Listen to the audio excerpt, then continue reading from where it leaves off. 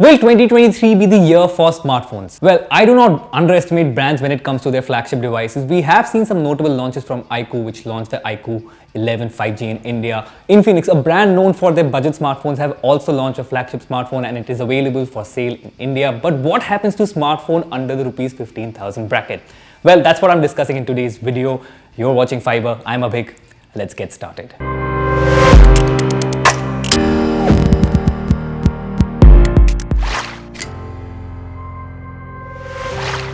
Okay, let's be fair. The smartphones in this price range have improved over the years, but what has changed is technically nothing. But what is changing is the price tag. For example, Redmi that used to launch the Note series and Realme's numbered series like Realme 9 and Realme 10 have become expensive. On the other hand, smartphones in this price segment, which is the 15,000 price segment, is not seeing a lot of changes, and that needs to change this year. So we will be discussing all this, and let's start with the display.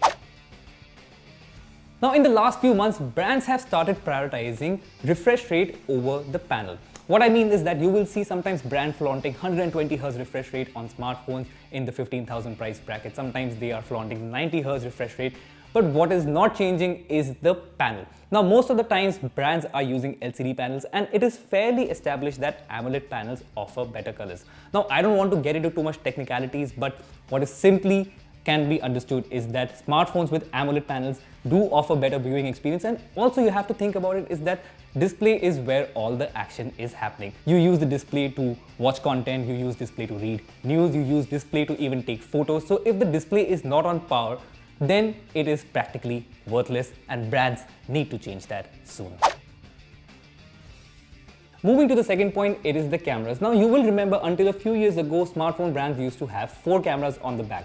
But in no time, most of the customers realized that 2 out of these 4 cameras are practically useless. What we practically need is the primary camera and the ultra-wide camera, whereas the other 2 sensors, which is the macro camera or the portrait lens, they do not seem to be doing the work. But what brands have started doing now is that they have reduced the camera sensors on the back. We do see 3 cameras, sometimes 2, but they are removing ultra-wide camera.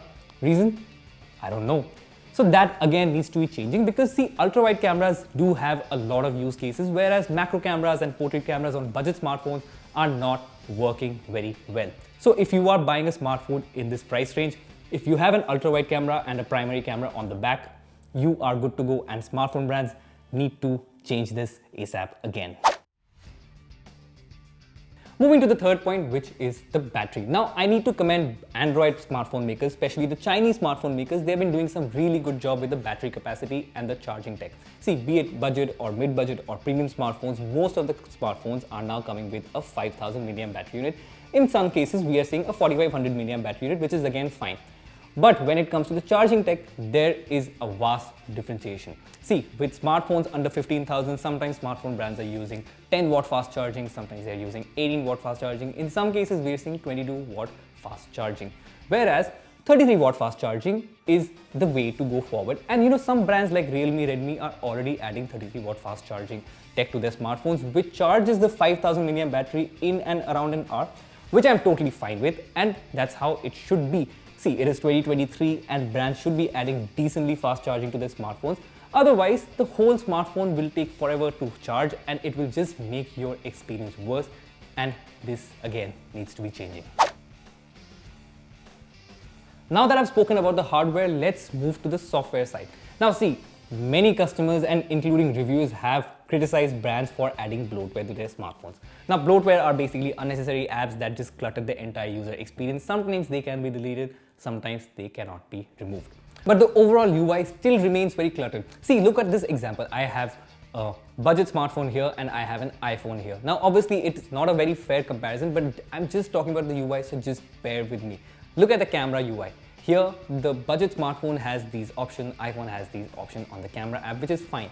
But the moment you click on this more option, there are just too many tools that sometimes just confuses the customer. Similarly, it's not just with the camera UI, other apps which come inbuilt on the Android smartphones, they also sometimes remain to be very cluttered. So again, smartphone brands, if you don't want to remove bloatware, fine, I'll still make peace with it for a little while, but make the Android experience a lot more simpler. And not just for elderly customers, you have a lot of young students who are buying your smartphone, so they would also appreciate this change.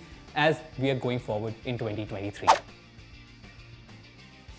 Coming to the last point, which is probably the most valuable feature on smartphones in this price range, which is 5G connectivity. Now, some brands have already started offering 5G connectivity on the smartphones at around rupees 15,000. But again, as we go forward in 2023, 5G needs to be the norm. Now, I know there was this whole debate over 5G bands. How many bands should a smartphone have? Sometimes it was 11, sometimes it was 12. We saw some smartphones also offering just 2 bands of 5G. But again, that argument is now invalid. See, spectrum auctions have already happened in India. Telcos have already started offering 5Gs in select cities.